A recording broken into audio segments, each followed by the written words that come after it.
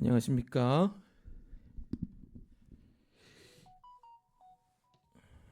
2020년 10월 2일 수요 성경 공부 바로 시작합니다. 우리 기도 드리고 시작하도록 하겠습니다. 하나님 감사합니다. 오늘도 우리에게 복되고 좋은 하루 주셨습니다. 말씀으로 하나 되는 시간입니다. 이 말씀이 우리의 폐부를 찔러 쪼개 또 귀한 나눔과 또 깨달음의 시간이 되게 하여 주시옵소서. 감사드리며 예수님의 이름으로 기도드립니다. 아멘. 자, 우리 찬송가 183장 1절만 찬양합니다. 찬송가 183장 1절만 찬양드립니다. 빈들의 마른 불꽃이 시들은 나의 영혼, 주님이 약속한 성령 간절히 기다리네. 가물어 메마른 땅에 단비를 내리시듯 성령의 단비를 부어 새 생명 주옵소서. 한 번 더 찬양합니다. 빈들의 마른 불꽃이 시들은 나의 영혼, 주님이 약속한 성령 간절히 기다리네. 가물어 메마른 땅에 단비를 내리시듯 성령의 단비를 부어 새 생명 주옵소서. 아멘. 자, 지금 이 시간은 우리 나라와 또 교회와 우리 교회 안에 있는 연약한 지체들을 위해서 함께 기도하는 시간 갖도록 하겠습니다. 우리 다 같이 기도합니다. 하나님 감사합니다. 이 나라를 불쌍히 여겨 주시옵소서. 대통령과 위정들에게 함께하여 주시옵소서. 지혜를 주시고 총명을 주시고 정사를 잘 감당할 수 있는 능력을 허락하여 주시옵소서. 하나님, 특별히 코로나 확진자가 연 5일째 400, 500명을 넘어서고 있습니다. 전국적으로 또 이 코로나가 확산되고 있습니다. 개인 방역에 철저하게 하여 주시고 병상이 부족하지 않도록 모든 의료 시스템에도 하나님 지혜와 명철을 허락하여 주시옵소서. 또 치료제와 또 백신이 빨리 나와서 우리 모든 전 세계 국민들이 일상으로 돌아갈 수 있도록 은혜 베풀어 주시옵소서. 하나님, 일상의 소중함을 깨닫는 우리 대한민국 국민들 되게 하여 주시고 또 사회적 거리 유지 단계가 계속 올라가고 있습니다. 이에 따라 우리 국민들의 경제 또 전반에 거쳐서 많은 타격들이 있습니다. 자영업을 하는 우리 국민들 또 많은 타격이 있고 또 특수직에 종사하는 우리 백성들이 또 많은 어려움을 겪고 있습니다. 하나님, 이들의 상황과 형편을 주께서 돌봐 주시고 또 살 길과 또 자유할 수 있는 길, 또 도움을 얻을 수 있는 여러 가지 길들을 주께서 허락하여 주시옵소서. 하나님, 특별히 이 시간 교회를 위해 기도드립니다. 이 교회를 축복하여 주시고 에덴 교회를 통해서 하나님이 하시고자 하는 일들을 행하여 주시옵소서. 선교하고 구제하는 교회 되게 하여 주시고 우리의 어떤 방향들을 하나님께 온전히 집중할 수 있는 우리가 되게 하여 주옵소서. 우리의 심령이 주 앞에 올곧은 사람들 되게 하여 주시고 말씀 앞에, 기도 앞에 늘 하나님 앞에 돌아볼 수 있는 사람들 되게 하여 주옵소서. 특별히 매주 수요일마다 지난주부터 사사기 말씀으로 또 성경 공부가 시작이 됩니다. 주중에 한 번 또 허리를 꺾어서 말씀을 봅니다. 하나님, 또 시간을 쳐서 말씀을 보니 우리의 심령이 이 말씀 앞에 사복하게 하시고 또 주님이 알려주시는 여러 가지 깨달음들이 계속해서 일어나게 하여 주시옵소서. 모든 것 감사드리며 예수 그리스도의 이름으로 기도드립니다. 아멘. 자, 오늘 이 시간은 우리 잠깐 교회 광고를 하는 시간을 갖도록 하겠습니다. 주일에 했던 광고는 거의 비슷한데요. 지금 계속 사회적 거리 유지 단계가 좀 이렇게 예상을 못하고 있습니다. 주중에 만약 변동이 되면 또 단톡방을 통해서 공지하도록 하겠습니다. 달력이 왔습니다. 이번 주에 오시는 대로 한 부씩 달력을 가져가시면 되겠습니다. 제가 지난주에 특별히 광고를 못했는데 지난주부터 대강절이 시작이 됐습니다. 그래서 이번 주 토요일 2시에 우리 교인들, 또 시간이 허락하시는 교인들에 한해서 오셔서 크리스마스 트리 함께 만드는 시간 갖도록 하겠습니다. 한 1시간 정도면 금방 만듭니다. 그래서 여러분 또 요 근처에 계신 분이나 또 시간이 허락하신 분들 오셔서 함께 트리도 만들고 바로 트리 만들고 파하도록 하겠습니다. 토요일 2시 기억하시고 와주시기를 바랍니다. 나머지는 똑같습니다. 지난주부터 우리 대강절이 시작이 됐습니다. 주님 오시는 절기입니다. 4주에 걸쳐 진행되는 절기, 그리고 그 절기 마지막은 크리스마스, 주님 오시는 성탄일이 됩니다.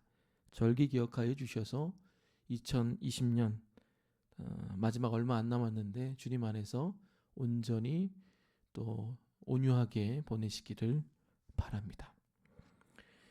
자, 오늘 말씀 읽도록 하겠습니다. 오늘 하나님이 우리에게 주시는 말씀은 사사기 15장 1절에서 20절까지의 말씀입니다. 사사기 15장 1절에서 20절까지의 말씀 제가 받들어 봉독하겠습니다.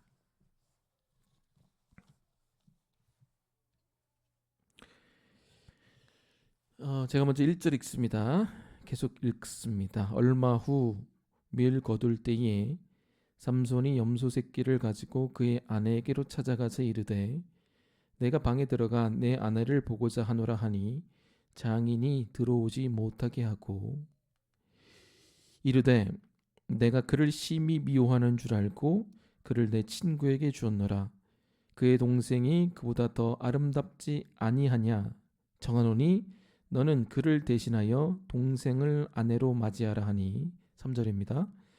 삼손이 그들에게 이르되 이번은 내가 블레셋 사람들을 해할지라도 그들에게 대하여 내게 허물이 없을 것이니라 하고 삼손이 가서 여우 300마리를 붙들어서 그 꼬리와 꼬리를 메고 회를 가지고 그 두 꼬리 사이에 한 회를 달고 5절 회에 불을 붙이고 그것을 블레셋 사람들의 곡식 밭으로 몰아들여서 곡식단과 아직 배지 아니한 곡식과 포도원과 감람나무들을 사른지라.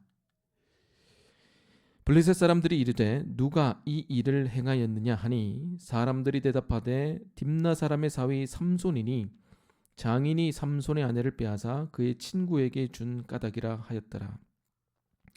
블레셋 사람들이 올라가서 그 여인과 그의 아버지를 불사르니라. 7절 삼손이 그들에게 이르되 너희가 이같이 행하였은 7절입니다. 삼손이 그들에게 이르되 너희가 이같이 행하였은즉 내가 너희에게 원수를 갚고야 말리라 하고 8절 블레셋 사람들의 정강이와 넓적다리를 크게 쳐서 죽이고 내려가서 에담 바위 틈에 머물렀더라. 이에 블레셋 사람들이 올라와 유다의 진을 치고 레이에 가득한지라. 10절입니다. 유다 사람들이 이르되 너희가 어찌하여 올라와서 우리를 치느냐. 그들이 대답하되 우리가 올라온 것은 삼손을 결박하여 그가 우리에게 행한 대로 그에게 행하려 함이로라 하는지라.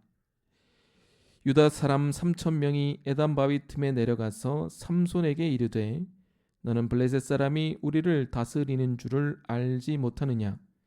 내가 어찌하여 우리에게 이같이 행하였느냐 하니 삼손이 그들에게 이르되 그들이 내게 행한 대로 나도 그들에게 행하였노라 하니라. 12절입니다. 그들이 삼손에게 이르되 우리가 너를 결박하여 블레셋 사람의 손에 넘겨주려고 내려왔노라 하니 삼손이 그들에게 이르되 너희가 나를 치지 아니하겠다고 내게 맹세하라 하매 13절 그들이 삼손에게 말하여 이르되 아니라 우리가 다만 너를 단단히 결박하여 그들의 손에 넘겨줄 뿐이요 우리가 결단코 너를 죽이지 아니하리라 하고 새 밧줄 둘로 결박하고 바위 틈에서 그를 끌어내니라. 14절입니다. 삼손이 레이의 이름에 블레셋 사람들이 그에게로 마주 나가며 소리 지를 때 여호와의 영이 삼손에게 갑자기 임하심에 그의 팔 위에 밧줄이 불탄 삼과 같이 그의 결박되었던 손에서 떨어진지라. 삼손이 나귀의 새 턱뼈를 보고 손을 내밀어 집어들고 그것으로 1000명을 죽이고 16절입니다. 이르되 나귀의 턱뼈로 한 더미 두 더미를 쌓았으며 나귀의 턱뼈로 내가 1000명을 죽였도다 하니라. 17절 그가 말을 마치고 턱뼈를 자기 손에서 내던지고 그곳을 라맛 레이라 이름하였더라. 삼손이 심히 목이 말라 여호와께 부르짖어 이르되 주께서 종의 손을 통하여 이 큰 구원을 베푸셨사오나 내가 이제 목말라 죽어서 할례 받지 못한 자들의 손에 떨어지겠나이다 하니 19절입니다. 하나님이 레이에서 한 우묵한 곳을 터뜨리시니 거기서 물이 솟아나오는지라. 삼손이 그것을 마시고 정신이 회복되어 소생하니 그러므로 그 샘 이름을 에낙고레라 불렀으며 그 샘이 오늘까지 레이에 있더라. 자, 20절은 우리 같이 보시는 분들과 함께 다 같이 읽겠습니다. 블레셋 사람의 때에 삼손이 이스라엘의 사사로 20년 동안 지냈더라. 아멘. 하나님의 말씀입니다. 자, 오늘은 어떤 부분들을 보겠느냐? 오늘의 순서 각 순서 한번 보도록 하겠습니다. 오늘은 첫 번째는 악순환, 분노의 악순환이 어떻게 되는가에 대해서 보고요. 두 번째는 9절에서 13절까지인데 사람들은 누구의 편을 드는가? 분노로 인해서 누구의 편을 드는가? 이 두 번째 부분에 대해서 보겠고, 세 번째 부분은 진정 누구의 승리인가? 이 세 번째 부분에 대해서 보겠습니다. 그리고 마지막 다 종합해가지고 적용하고 기도하는 시간 갖도록 하겠습니다. 자, 그럼 각 순서에 따라서 우리 PBS하고 GBS 연이어서 하도록 하겠습니다. 첫 번째 악순환입니다. 1절에서 8절까지의 내용인데 첫 번째 질문 보도록 하겠습니다. 이 구절들에서 폭력의 정도가 삼손의 폭력이겠죠. 어떻게 점점 심해지는가? 1절과 2절에 나와 있습니다. 여러분 보시면 바로 나오게 됩니다. 답부터 보겠습니다. 처제와 결혼하라고 장인이 권고를 하죠. 근데 이 말에 분노해서 삼손이 어떻게 해요? 300마리의 꼬리를 쌍으로 매듭을 지어 회를 만들어 곡식과 감람원 모조리 다 불태우게 됩니다. 그러니까 분노가 심한 거죠. 이게 왜 심한가를 보면은 잘 보세요. 여우를 300마리를 죽이는데도 시간이 엄청 걸립니다. 그런데 그거를 또 가죽을 벗겨가지고 꼬리를 잘라가지고 또 그 꼬리를 쌍으로 매듭을 져요. 그 매듭을 진 것을 횃불에 나무 기둥 얘기하는 겁니다. 그 회에 이렇게 묶으려면 그것도 엄청 시간이 걸려요. 그러니까 여러분 이게 작업이 몇 개입니까? 죽이고 가죽 벗기고 꼬리 자르고 매듭 짓고 회 꽂고 그 회도 300마리니까 150개 만들어야죠. 그러니까 5가지의 공정을 통해서 150개의 회를 만드는 겁니다. 근데 이거를 솔직히 누가 혼자 했겠어요? 삼손이 한 거예요. 삼손이. 그럼 솔직히 우리가 단순한 어떤 노동을 하다 보면은 화가 자연적으로 이렇게 가라앉게 마련입니다. 그렇지 않습니까? 우리가 아무리 화가 나도 아무리 화가 나도 이렇게 단순한 일들을 하게 되면 내가 왜 화를 냈을까 이렇게 되돌아도 보고 화가 이렇게 누그러지는데 삼손은 그게 안 된다는 거예요. 이 5가지 공정을 거치면서 계속 시간이 흘러가면서도 계속 분을 유지했다는 겁니다. 그러니까 엄밀히 얘기해서 삼손은 분노 조절 장애를 갖고 있는 사람입니다. 분노가 해결이 안 되는 사람이에요. 근데 여기서 우리가 1절과 2절에서 좀 우리가 유심히 살펴볼 부분들이 있는데 그것이 뭐냐면은 솔직히 첫 번째 여자, 그러니까 그 장인의 첫째 딸을 장인이 삼손에게 줬단 말이에요. 근데 그 첫째 딸이 삼손을 어떻게 했습니까? 이용했죠. 너가 나한테 수수께끼의 답을 알려주라 하면서 삼손을 꼬드겨서 이용했단 말이에요. 그러면 자기를 한번 속인 여자 아닙니까? 그리고 장인이 첫째를 다른 남자에게 주고 더 예쁜 둘째를 주겠다고 제안을 한 거란 말이에요. 그러면 이건 어찌 보면 더 좋은 제안일 수도 있습니다. 그러니까 첫째는 자기를 속였잖아요. 그럼 다시 와도 다시 결혼해도 얼마든지 2차, 3차 또 속일 수 있다는 얘기입니다. 그런데도 삼손은 뭐예요? 첫째 아니면 안 된다는 거예요. 오늘 1절에서도 보세요. 삼손이 화가 나요. 화가 나는데도 1절에 봐요. 내가 방에 들어가 내 아내를 보고자 하노라 하니 이렇게 나옵니다. 그의 아내에게로 찾아가서 이르되 내가 방에 들어가 내 아내를 보고자 한다. 보고자 한다는 얘기는 그냥 눈으로 멀뚱멀뚱 본다는 얘기가 아닙니다. have sex with입니다. 그러니까 그 잠자리를 하겠다는 얘기예요. 그러니까 분노가 머리끝까지 찼는데 잠자리를 한다? 이것도 좀 말이 안 되죠. 그러니까 이게 삼손이 왜 이렇게 문제 있는 여자에게 끌리는가를 여러분 좀 보시기 바랍니다. 나쁜 남자는 나쁜 여자에게 끌리는 것처럼 자기의 어떤 비슷한 성질의 것에 동질감을 느끼는 거예요. 삼손이. 이 동물적인 이끌림이죠. 삼손이 분노가 조절이 되고 분노가 처리가 되고 하나님 앞에 이 여자가 올바른 여자라는 것이 판단이 되면 절대로 다시 그 집으로 들어가지 않습니다. 근데 그렇게 됐다는 얘기는 이게 그냥 동물적인 감각으로 그냥 끌리는데 만나고 그냥 성관계하고 그냥 살아가는 거예요. 이것이 삼손의 문제였다는 겁니다. 또 중요한 것은 삼손이 이렇게까지 하는데 300마리의 여우를 잡고 뭐 감람원을 모조리 불태우는데도 이것을 말리고 제지하는 사람이 한 사람도 없다는 겁니다. 그 얘기는 뭐예요? 그러니까 옆에서 삼손에게 어떤 얘기를 해줄 수 있는 멘토나 어떤 친구들이 단 한 사람도 없다는 겁니다. 원래 사사는 팀으로 사역을 합니다. 근데 우리 사사기에서 혼자 독불장군으로 이게 팀 사역이 아닌 혼자 사역하는 사람은 삼손밖에 없어요. 이 얘기는 뭐냐? 자신의 어떤 폭력적이고 즉흥적인 성격적인 결함 때문에 관계가 다 끊겼다는 것을 얘기하는 겁니다. 그리고 세 번째는 여기서 뭘 볼 수가 있냐면은 솔직히 말하면 이 장인이 첫째 딸을 자기가 아닌 친구에게 준 것도 장인의 문제가 아니거든요. 왜 그러냐? 삼손이 자기 아내가 자기를 속인 것에 분해서 먼저 자기 집으로 올라간 거예요. 국경을 넘어서 딥나에서. 14장 19절에 보면 그 내용이 나옵니다. 14장 19절 14장 19절인가요? 19절에 보면 말미에 보면 이렇게 나와요. 그가 심히 노하여 그의 아버지의 집으로 올라갔고 국경 넘어서 올라갔다는 거예요. 딥나가 블레셋 도시니까. 그러니까 자기가 버린 거예요. 표면적으로는. 근데 와가지고 장인이 나한테 안 줬다 이렇게 따집니다.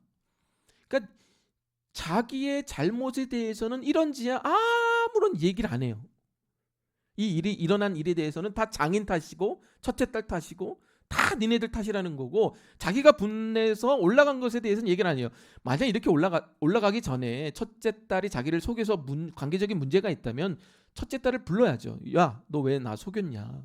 나 너한테 화났다 라면서 관계를 대면하면서 풀어나가야 되는데 그걸 하지 않고 그냥 자기가 분해서 올라간 거예요. 그러니까 오늘 이 삼손의 폭력 이면에는 뭐가 있느냐? 이 폭력 때문에 뭐가? 응? 그냥 자기의 어떤 동질감, 그러니까 성격적인 결함이 있는 여자를 동물적으로 끌리는 대로 만나는 그런 성향, 그런 만남도 지속이 됐고, 그 다음에 두 번째는 뭐예요? 정말 좋은 사람들, 멘토들 주변에 한 사람도 없었다는 거고, 세 번째, 이 분노를 통해서 절대로 자기의 잘못으로 돌리지 않는다는 거. 그러니까 이 단순한 감정의 분노가 아니라 이 분노를 통해서 주변 관계 다 끊기고 나쁜 관계는 오히려 붙고 자기 잘못은 자기한테 돌리지 않는 이 비언드한 그 이면에 있는 이런 부차적인 문제들까지 우리가 볼 수 있어야 된다는 겁니다. 이게 첫 번째 삼손의 분노를 통해서 삼손 안에서 일어나는 세 가지 문제를 우리가 봤습니다. 자, 그럼 2번으로 건너가 보도록 하겠습니다. 2번 문제 제가 읽도록 하겠습니다. 그럼 다음 사람들은 어떻게 묘사가 되는가? 이 본문 안에서 블레셋과 삼손이 어떻게 묘사가 되는지 보도록 하겠습니다. 자, 첫 번째는 블레셋 사람들입니다. 블레셋 사람들은 이 일이 일어난 이유로 그 여자와 그 여자의 아버지를 어떻게 해요? 지목하고 똑같이 불에 태워 죽여버립니다. 이게 첫 번째 블레셋 사람들의 반응이고, 자, 두 번째 삼손의 반응을 한번 보도록 하겠습니다. 삼손도 똑같이 그들에게 말하며 너희가 이런 짓을 하였으니 내가 반드시 너희에게 원수를 갚고야 말겠다라고 하며 그들에게 똑같이 갚아줍니다. 이게 뭘 얘기하는 건가? 제가 세 가지를 보도록 할게요. 여긴 두 가지만 나왔지만 여기는 블레셋과 삼손이 나왔는데 제가 장인까지 한번 보도록 할게요. 자, 장인은 어떻게 우리가 볼 수가 있는가? 잘 생각해 보세요. 자기 첫 번째 딸을 삼손에게 줬습니다. 삼손이 어떤 인간이죠? 불안당 같은 인간이잖아요. 성적으로 문제가 있고 폭력적으로 감정적으로 문제가 있어요.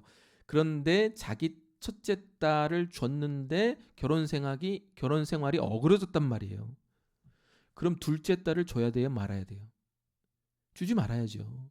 자기 정말 사랑하는 첫째 딸이 결혼 생활이 망쳤단 말이에요. 결혼 생활을. 그럼 둘째 딸은 다른 남자에게 시집을 보내야지 왜 굳이 삼손에게 똑같이 시집을 보냅니까? 그럼 그 이유에 대해서 한번 궁금하게 생각을 하셔야 돼요. 뭐 여러 가지 이유가 있지만 삼손이 두려워서 그랬다 뭐 이렇게 생각할 수도 있어요. 그러나 그거는 그 이유가 안 되고 왜 장인이 굳이 둘째 딸을 삼손에게 주면서까지 그 결혼을 성사시키려고 했는가를 봐야 돼요. 그 이유는 뭐냐면은 장인은 이 삼손이 이스라엘의 사사입니다. 이스라엘의 사사는 정치, 경제, 문화적인 결정권을 가지고 있었어요. 그러니까 자기 사위가 이스라엘의 사사니까 그 사사라는 직분을 통해서 자기도 신분을 올릴 수 있는 기회를 잡은 거예요. 근데 첫째 딸이 그걸 실패했단 말이에요. 그러니까 그 실패한 것에 대해서 자기가 분노한 거예요. 첫째 딸 내가 오죽 예쁘게 키웠는데 네가 그 결혼 생활을 파해? 에이, 둘째. 이렇게 된 거예요. 그러니까 장인도 자기가 생각한 어떤 계획이 어그러지니까 거기서 분노했고 그 분노를 통해서 둘째 딸에게는 시집 갈래라는 거 물어보지도 않고 자기가 먼저 권고해서 시집을 보내려고 합니다. 이것도 문제가 있는 거죠. 제정신이 아니에요. 그러니까 자기 안에 있는 분노를 또 이런 형식으로 푸는 겁니다. 이해하시겠습니까? 자, 두 번째도 보세요. 블레셋 사람도 보세요. 삼손이 내려와가지고 그 여우 300마리를 죽여서 150개의 횃불을 만들어서 감람원과 모든 걸 다 태워버립니다. 그러니까 먹을 게 없잖아요. 곡식이 없으니까. 그래서 분노한 거예요. 그럼 분노하면 문제를 일으킨 장본인은 누굽니까?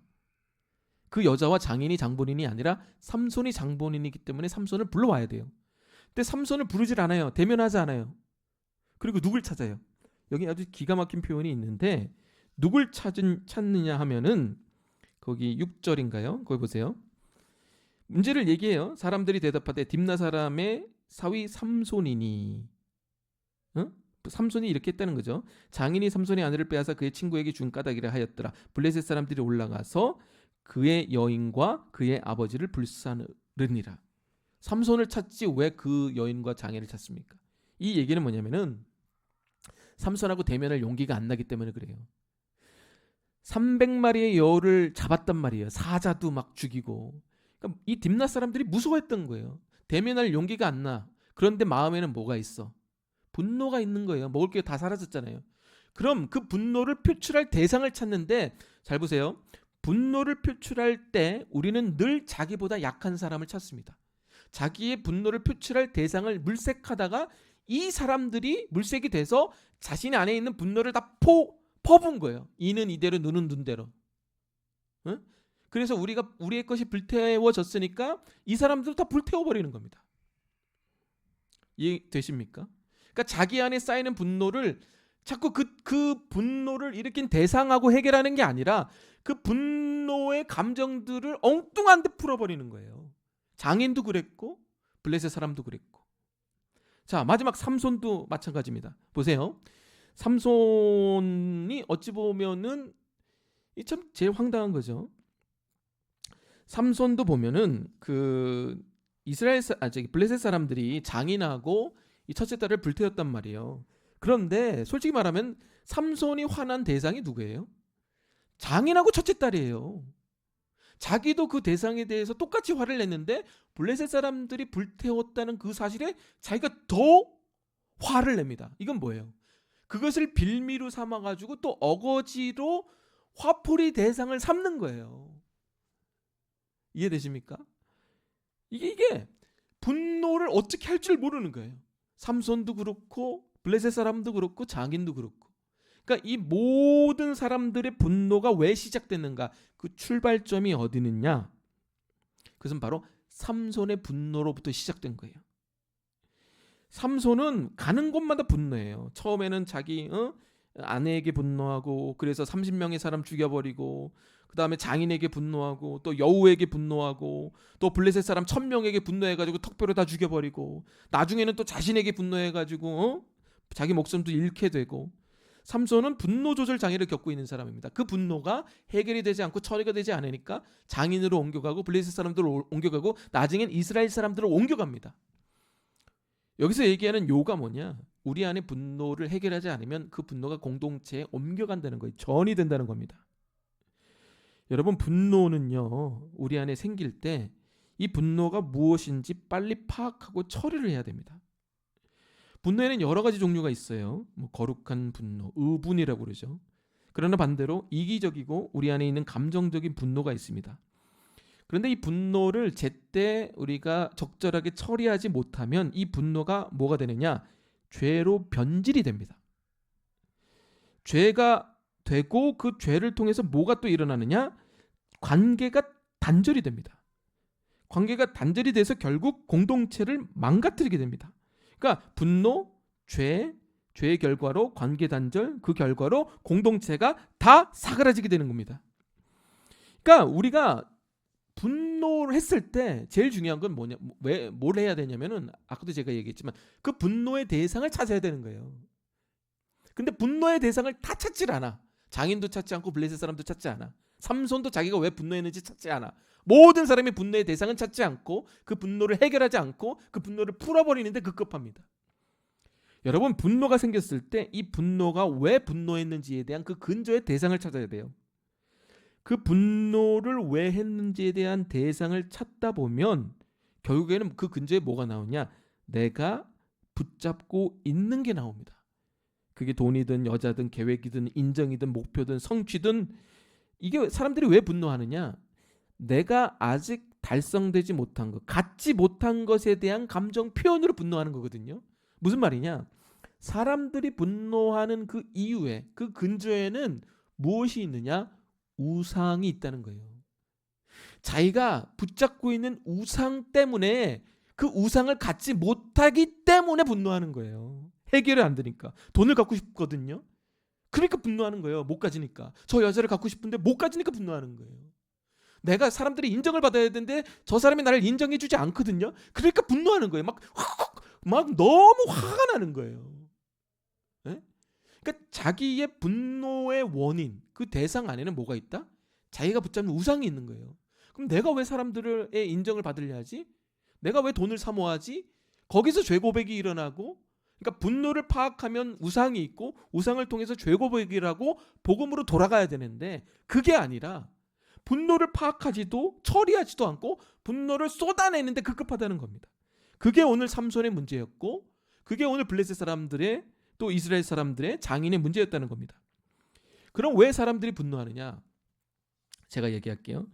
분노하는 이유는 뭐냐면은 이 제가 아까도 얘기했지만 이 우상의 부분에 대해서 하나님을 신뢰하지 못하기 때문에 분노하는 겁니다. 그러니까 하나님이 돈에 대해서 우리의 모든 쓸 것을 공급한다는 것을 신뢰하지 못하기 때문에 분노하는 거예요. 그러니까 이 분노라는 거는요, N극과 S극처럼 하나님을 이 부분에 대해서 신뢰하지 못하기 때문에 이렇게 분노하는 거예요. 계획이 틀어져서 분노해요. 그럼 뭐에 대해서 신뢰하지 못하는 거냐? 하나님이 이 계획을 합력하여 선을 이루겠다는 하나님의 계획에 대해서 신뢰하지 못하는 거예요. 그러니까 내가 신뢰하면 분노하지 않습니다.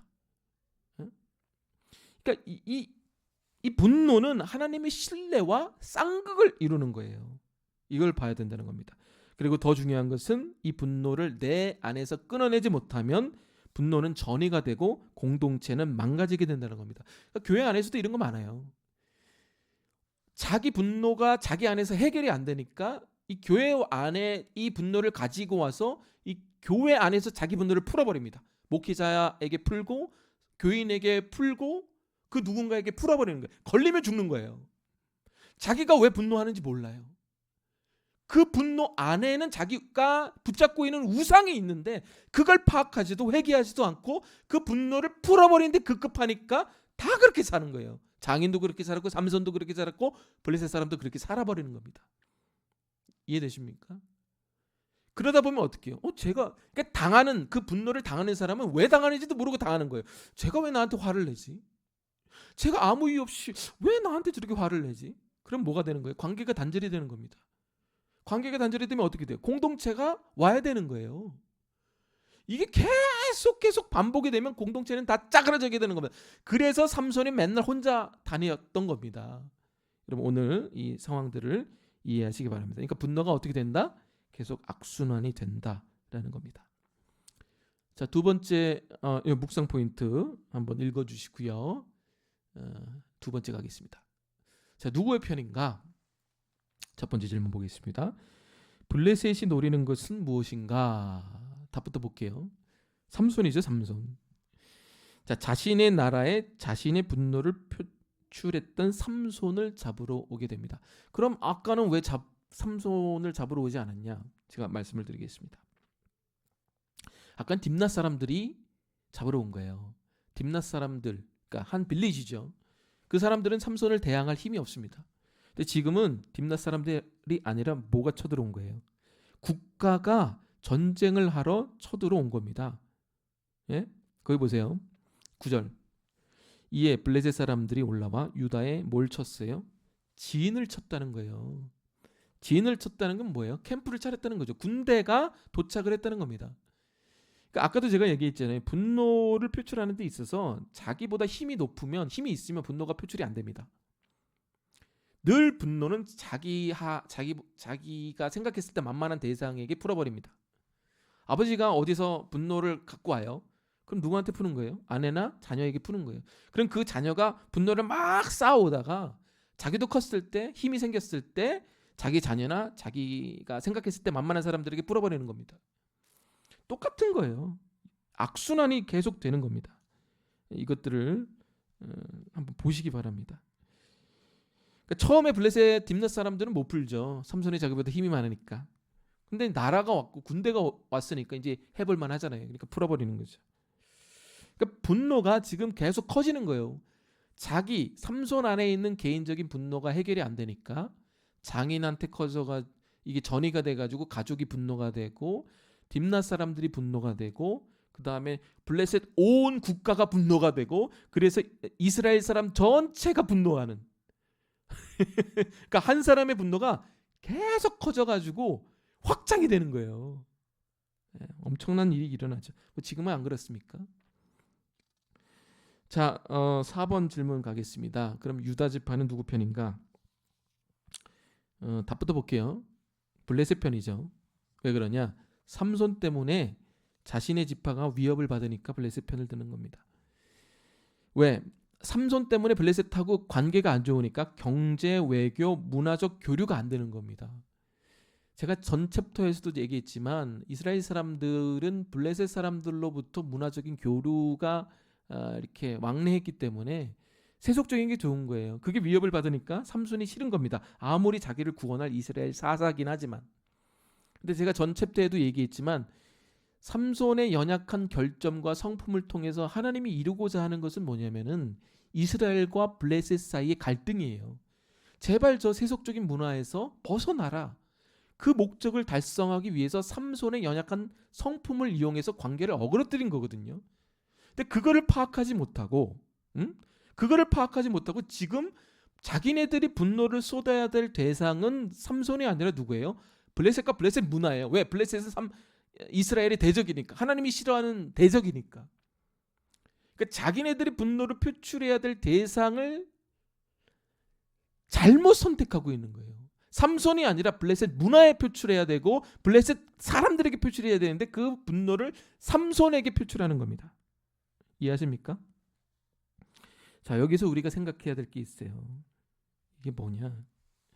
제가 아까도 얘기했죠. 하나님을 신뢰하지 않으면 어떻게 된다? 우리 안에 분노가 커진다라는 거죠. 또 하나가 있어요.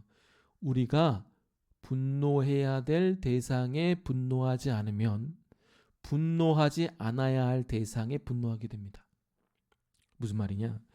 여러분, 예수님이 성전에 오셔가지고 분노하셨어요. 왜 그렇죠? 이 성전은 기도하는 곳인데 강도의 구렬로 만들었다는 거예요. 이 성전에 와서 영혼을 구원하고 하나님께 희생을 드리고 제사를 드리고 회개를 해야 되는데 뭐 하는 거예요? 자기 이익을 위해서 장사하는 곳으로 강도의 구렬로 만들어버린 거예요. 무슨 얘기? 거기에서 예수님이 분노해버리는 거예요. 상 엎어버리고.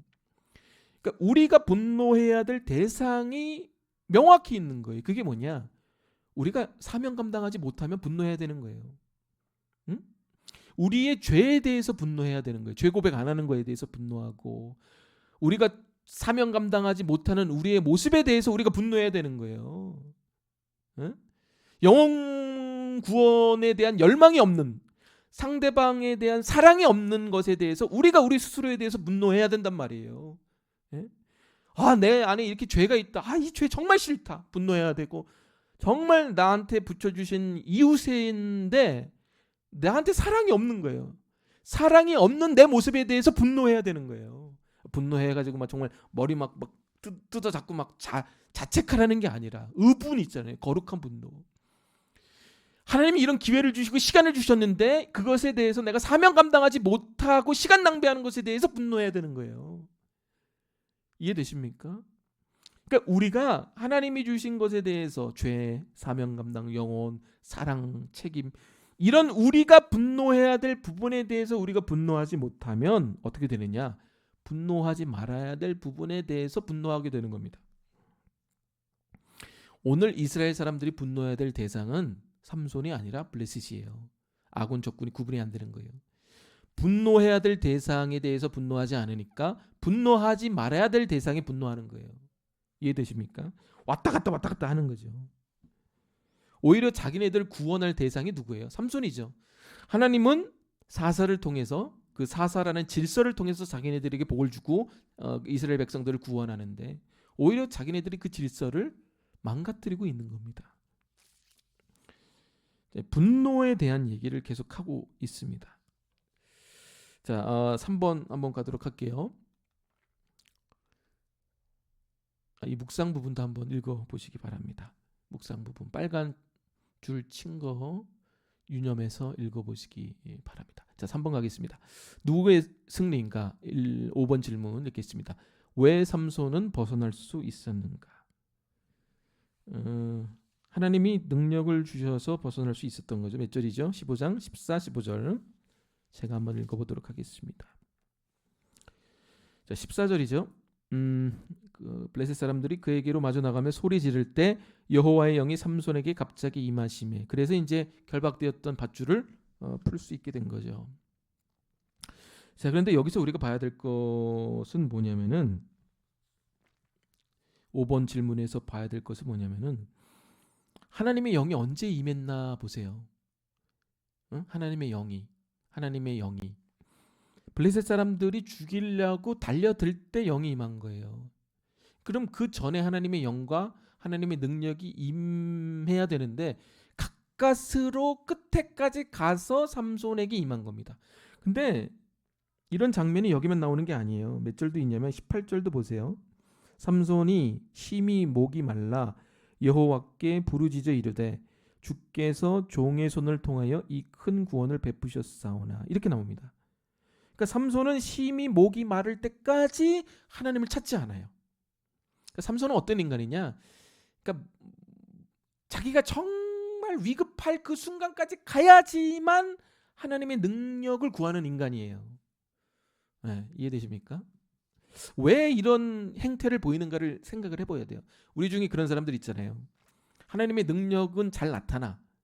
그런데 그 순간 정말 절명의 그 위급한 순간에 갔을 때 나타나는 사람들이 있다는 거예요.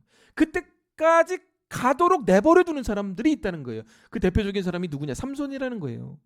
오늘 18절도 그랬고 14절도 그랬고 블레셋 사람들이 죽이러 올 때 능력이 임하고 목마르서 정말 죽기 직전에 하나님의 애낙골에 터뜨리고 왜 이런 일이 일어나는가를 우리가 생각을 해야 된다는 겁니다.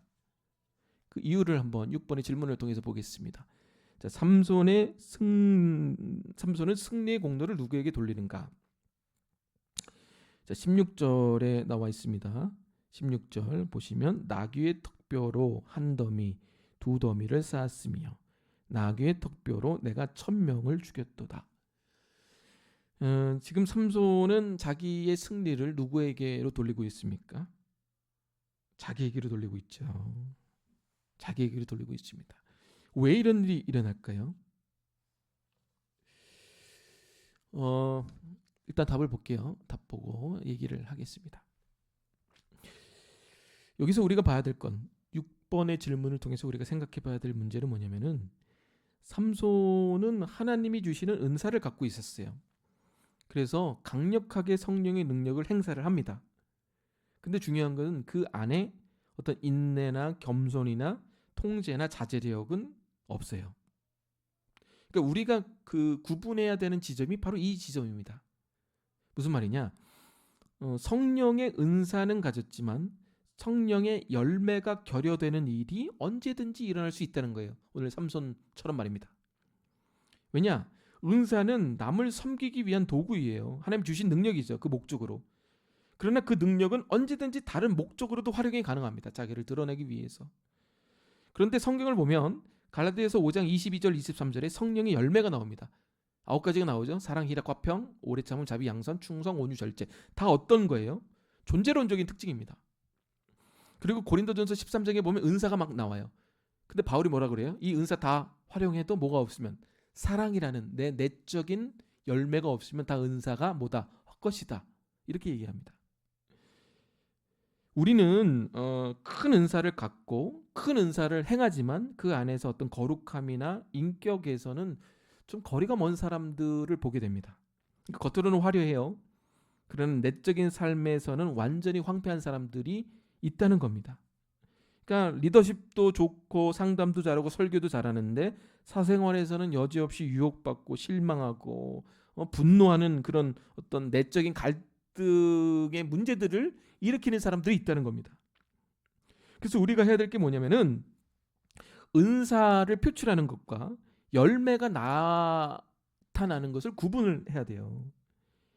우리가 착각하는 것 중에 하나가 뭐냐면은 은사가 막 나와요. 나 리더십이 좋아. 나는 뭐 설교를 잘해. 나는 봉사를 잘해. 그것을 통해서 내가 영적 상태가 괜찮다고 착각을 하면 안 된다는 거예요. 그것이 나의 영적 상태가 괜찮다고 정당화하는 빌미로 삼으면 안 된다는 겁니다. 성령의 은사가 곧 어떤 성령의 열매하고는 전혀 다른 얘기예요. 그런데 우리가 영적으로 성장하기 위해서는 뭐가 있어야 되느냐? 물론 성령의 은사도 있어야 되지만 성령의 열매가 우리 가운데 있어야지 성장을 하는 거예요. 그 성령의 열매가 나타나야지 성장했다는 증거가 되는 겁니다. 그럼 그것을 성령의 열매를 어떻게 알 수 있느냐? 두 가지 방법이 있는데 첫 번째는 기도해보면 알아요. 자기 기도를 점검해보면 알아요. 자기 기도가 늘 외치는 기도, 간구하는 기도다. 아니면 기도 가운데 어떤 배움, 깨달음, 감사, 아니면 어떤 하나님께 듣는 기도 이런 것들이 있는가를 보면 돼요. 하나님 이번에 하나님의 어떤 것을 통해서 내가 기다리겠습니다. 내가 이걸 배웠습니다. 하나님 듣겠습니다. 내가 깨달았습니다. 자신의 기도 생활을 보면 내가 얼마나 열매를 강구하고 있는가를 보게 돼요. 점검할 수 있게 됩니다. 두 번째는 뭐냐면은 성령의 은사만 추구하는 사람들의 특징이 뭐냐면은 독불장군이에요. 왜? 능력만 행사하면 되거든요. 나타나기만 하면 되거든요. 그런 사람들은 공동체를 상당히 이렇게 절하합니다. 평가절하합니다. 그렇지 않습니다. 자기에게 공동체가 상당히 중요해요. 삼손의 가장 큰 결점이 뭡니까? 맨날 혼자예요. 독불장군. 조언도 안 받고 지도도 안 받고 자기가 부릴 사람도 없고 그 어떤 사람하고도 팀을 이루지 않습니다. 왜 그래요? 외적인 공로만 나타나면 되거든요. 은사만 발휘하면 되거든요. 열매가 없는 거예요. 그러니까 여러분, 내가 어떻게 신앙생활하는 데 있어서 내 안에 있는 공동체, 나를 위해서 기도해 주는 사람, 내가 정말 신경 써주고 책임지고 사랑해 주는 사람들이 있는가를 봐야 돼요. 그게 없으면 여러분 성령의 열매가 없을 가능성이 아주 높습니다. 근데 문제는 성장은 언제 하느냐? 물론 성령의 은사를 행사할 때도 성장을 하지만 진짜 성장은요, 성령의 열매가 바바바박 맺혀져야지 성장하는 거예요. 삼손의 가장 큰 문제가 뭐냐? 은사는 활용하는데 그 은사도 언제 활용되느냐? 가까스로 정말 위급한 상황에 다다랐을 때. 은사는 활용하는데 뭐가 없다? 열매가 없다. 그래서 맨날 독불장군이고 혼자 다닌다. 이것이 삼손의 문제였다는 겁니다. 자, 오늘 마지막 적용 보도록 하겠습니다. 자, 첫 번째는 분노에 대해서 적용을 한번 보도록 하겠습니다. 첫 번째 뭐죠? 분노의 근저에 담긴 우상을 확인하셔야 됩니다. 내가 갖지 못하는 것에 대한 분노가 반드시 나오게 되어 있습니다. 두 번째 뭐죠? 우리가 분노를 처리하지 못하면 이게 죄가 돼요. 분노를 표출한 말을 함부로 하게 되고 행동을 하게 되고 미워하게 되고 살인하게 되고 마음으로 그 죄가 또 어떻게 되느냐? 관계를 단절하고 공동체를 상하게 합니다. 그 세 번째는 뭐냐면 우리가 정말 해야 되는 의로운 분노를 해야 됩니다. 이걸 안 하면 우상에 대한 분노로 빠지게 되어 있어요. 그러니까 여러분, 우리가 해야 되는 의로운 분노를 해야 돼요. 내가 지금 하나님 시키신 일이 하지 못하고 있구나. 내가 내 죄에 대해서 분노하지 못하고 있구나. 응? 내 죄, 내 사명, 내게 맡기신 사람들을 사랑해내지 못하는 것에 대한 분노, 책임지지 못하는 것에 대한 분노가 안 되면요, 거의 다 우상에 대한 분노로 빠집니다. 자기가 왜 분노하는지도 몰라요. 그리고 누구 탓해? 하나님 탓하는 거예요. 원망하고. 메커니즘입니다. 그러면 또 그 분노가 어떻게 돼요? 관계를 깨서 공동체의 전이가 되고 그 당하는 사람은 왜 당하는지도 모르고 저 사람이 왜 화내지? 이렇게 되는 거예요. 공동체는 어그러지고. 이것이 오늘 삼손에게서 우리가 발견할 수 있는 부분들입니다. 여러분 안에 있는 분노 확인하시고 그 근처에 무엇이 있는지 점검해 보시기를 바랍니다. 자, 두 번째 적용 보겠습니다. 두 번째 적용은 은사와 열매에 대한 겁니다. 은사와 열매를 여러분 구분하셔야 됩니다. 은사 사용하는 것이 어떤 정말 이렇게 열매 맺는 것과는 전혀 상관이 없는 경우가 있습니다. 은사를 통해서 자기 기만할 수도 있고 죄를 지는 어떤 정당성으로 사용할 수도 있다는 거 기억하여 주시고 혼자 있는 시간, 혼자 있는 영성 배제하시고 자기 기도가 어떤 내용으로 나오는가, 자기 기도 내용을 한번 적어보세요. 그럼 그거 보면 민망해서 못 읽습니다. 아, 내가 이렇게 기도하는구나. 그럼 거기서 다 나와요. 내가 어떤 거 붙잡고 있구나, 어떤 것을 최고의 가치로 여기고 있구나를 기도의 내용을 보면 다 나오게 됩니다. 그렇게 해서 이 두 가지 방법으로 우리의 어떤 영성을 확인하셔서 은사도 발휘하시고 여러분 안에 성령의 열매를 맺어가는 분들 되시기를 바랍니다. 제가 마침 기도하고 모든 공부 마치도록 하겠습니다. 하나님 감사합니다. 오늘도 우리에게 귀한 시간 주셨습니다. 특별히 오늘 삼손을 통해서 많은 것들을 깨닫게 됩니다. 우리 안에 분노가 있습니까? 그 분노의 근저에 우리가 붙잡고 있는 우상들이 있습니다. 이 우상들 내려놓게 하여 주시고 회개하게 하여 주옵소서. 정작 우리가 분노해야 될 죄, 사랑하지 못한 것, 책임지지 못한 것, 기도하지 못한 것, 사명 감당하지 못한 것에 대한 분노 못했습니다. 이걸 못하니까 자꾸 우상에 대한 분노를 하게 됩니다. 점검해보는 오늘 하루 되게 하여 주옵소서. 하나님, 나는 나를 통해서 자꾸 은사가 나타나기 원합니다. 상대방에게 리더십을 행사하기 원하고, 설교 잘하는 목사가 되기 원하고, 정말 괜찮은 사람, 능력 행사하고, 남을 잘 가르치고 깨닫게 하고 도와주고, 이런 외적인 은사만을 강구할 때가 많습니다. 그러나 내 내면은 황폐할 때가 많습니다. 열매는 맺어지지 않고, 안에 사랑과 희락과 화평은 온데간데 없고, 늘 어떻게 성령의 은사가 나타날까, 그것도 겨우겨우 나타나는 일들이 우리 가운데 벌어집니다. 정작 중요한 건 우리 가운데 성령의 열매가 맺어져야 되는 줄로 믿습니다. 주님, 우리 안에 열매가 맺어지게 하여 주옵소서. 우리의 기도를 점검해 보게 하여 주시고, 우리의 신앙생활을 점검해 보게 하여 주셔서 우리 안에 정말 열매가 맺어짐을 통해 우리 은사들이 열매와 함께 적절하게 사용되어지게 하여 주옵소서. 열매가 없이는 아무것도 소용이 없습니다. 사랑 없이 어떻게 설교합니까? 내 안에 희락과 화평이 없는데 어떻게 남을 돕고 남을 위해 기도합니까? 이건 위선이요, 이것은 거짓입니다. 열매가 맺어지는 것을 최우선으로 여기는 우리 교우들 되게 하여 주옵소서. 감사드리며 예수님의 이름으로 기도드립니다. 수요, 성경 공부 마쳤습니다. 여러분, 오늘 하루도, 남은 하루도 은혜 가운데 잘 지내시길 바랍니다. 감사합니다. 안녕히 계십시오.